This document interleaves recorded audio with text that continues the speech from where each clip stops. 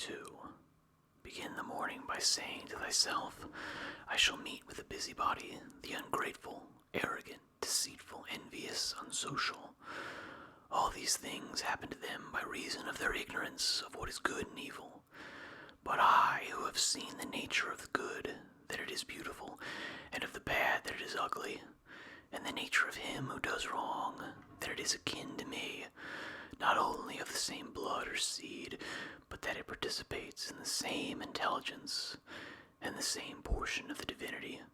I can neither be injured by any of them, for no one can fix on me what is ugly, nor can I be angry with my kinsman, nor hate him, for we are made for cooperation, like feet, like hands, like eyelids, like the rows of the upper and lower teeth. To act against one another, then, is contrary to nature, and it is acting against one another to be vexed and to turn away. Whatever this is that I am, it is a little flesh and breath, and the ruling part. Throw away thy books, no longer distract thyself, it is not allowed, but as if thou wast now dying, despise the flesh, it is blood and bones and a network, a contexture of nerves, veins, and arteries. See the breath also. What kind of a thing it is, air, and not always the same, but every moment sent out and again sucked in. The third, then, is the ruling part. Consider thus. Thou art an old man. No longer let this be a slave. No longer be pulled by the strings like a puppet to unsocial movements. No longer either be dissatisfied with thy present lot or shrink from the future. All that is from the gods is full of providence. That which is from fortune is not separated from nature, or without an interweaving and involution which the things which are ordered by providence. From thence all things flow, and there is besides necessity, and that which is for the advantage of the whole universe, of which thou art a part, but that it is good for every part of nature which the nature of the whole brings, and what serves to maintain this nature. Now the universe is preserved, as by the changes of the elements, so by the changes of things compounded of the elements. Let these principles be enough for thee. Let them always be fixed opinions. But cast away the thirst after books, that thou mayest not die murmuring, but cheerfully, truly, and from thy heart thankful to the gods. Remember how long thou hast been putting off these things, and how often thou hast received an opportunity from the gods, yet dost not use it. Thou must now at last perceive of what universe thou art a part, and of what administrator of the universe thy existence is in efflux, and that a limit of time is fixed for thee, which if this thou dost not use for clearing away the clouds from thy mind, it will go, and thou wilt go, and it will never return. Every moment think steadily as a Roman, and a man, to do what thou hast in hand with perfect and simple dignity, and feeling of affection and freedom and justice, and to give thyself relief from all other thoughts. And thou wilt give thyself relief if thou dost every act as if it were last, laying aside all carelessness and passionate aversion from the commands of reason, and all hypocrisy and self-love and discontent with the portion which has been given to thee. Thou seest how few the things are, the which if a man lays hold of, he is able to live a life which flows in quiet, and is like the existence of the gods, for the gods on their part will require nothing more from him who observes these things. Do wrong to thyself, my soul, but thou wilt no longer have the opportunity of honoring thyself. Every man's life is sufficient, but thine is nearly finished, though thy soul reverences not itself, but places thy felicity in the souls of others. Do the things external which fall upon thee distract thee. Give thyself time to learn something new and good, and cease to be whirled around. But then thou must also avoid being carried about the other way, for those two are triflers who have wearied themselves in life by their activity, and yet have no object to which to direct every movement, and, in a word, all their thoughts. Through not observing what is in the mind of another man has seldom been seen to be unhappy. But those who do not observe the movements of their own minds must, of necessity, be unhappy. This thou must always bear in mind. What is the nature of the whole, and what is my nature? How is this related to that, and what kind of a part is it of what kind of a whole? And that there is no one who hinders thee from always doing and saying the things which are according to the nature of which thou art a part. Theophrastus, in his comparison of bad acts, such a comparison as one would make in accordance with the common notions of mankind, says, like a true philosopher, that the offenses which are committed through desire are more blamable than those which are committed through anger. For he who is excited by anger seems to turn away from reason with a certain pain and unconscious contraction. But he who offends through desire, being overpowered by pleasure, seems to be in a manner more intemperate and more womanish in his offenses. Rightly then, and in a way worthy of philosophy, he said that the offense which is committed with pleasure is more blamable than that which is committed with pain, and on the whole, the one is more like a person who has been first wronged, and through pain is compelled to be angry, but the other is moved by his own impulse to do wrong, being carried towards doing something by desire. Since it is possible that thou mayest depart from life this very moment, regulate every act and thought accordingly, but to go away from among men, if there are gods, is not a thing to be afraid of, for the gods will not involve thee in evil, but if indeed they do not exist, or if they have no concern about human affairs, what is it to me to live in a universe devoid of gods, or devoid of providence? But in truth they do exist, but they do care for human things, and they have put all the means in man's power to enable him not to fall into real evils.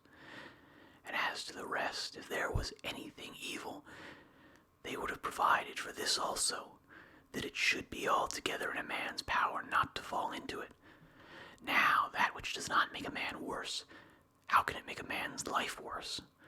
But neither through ignorance, nor having the knowledge, but not the power to guard against or correct these things, is it possible that the nature of the universe has overlooked them.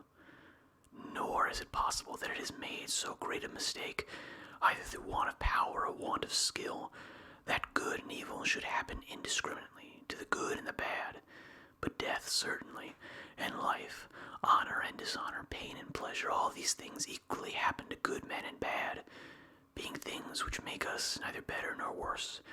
Therefore they are neither good nor evil. How quickly all things disappear. In the universe, the bodies themselves, but in time, the remembrance of them. What is the nature of all sensible things, and particularly those which attract with the bait of pleasure, or terrified by pain, or are noised abroad by vapory fame? How worthless and contemptible, and sordid and perishable, and dead they are. All this it is the part of the intellectual faculty to observe.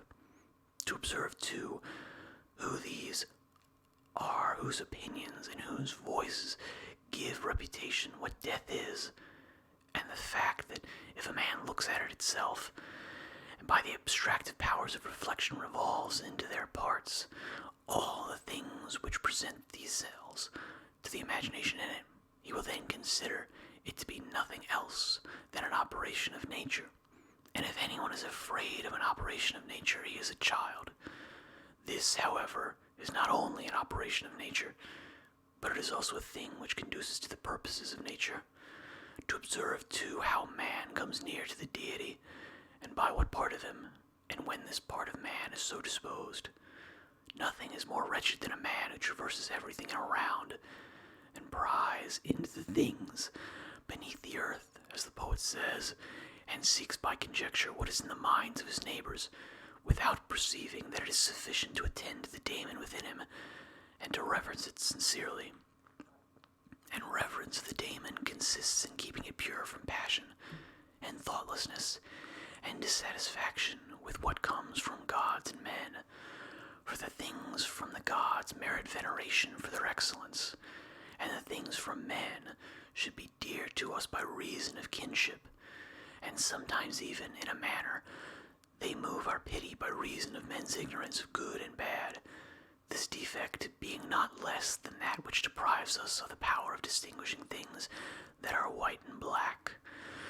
Though thou shouldst be going to live 3,000 years, and as many times 10,000 years, still remember that no man loses any other life than this which he now lives, nor lives any other than this which he now loses.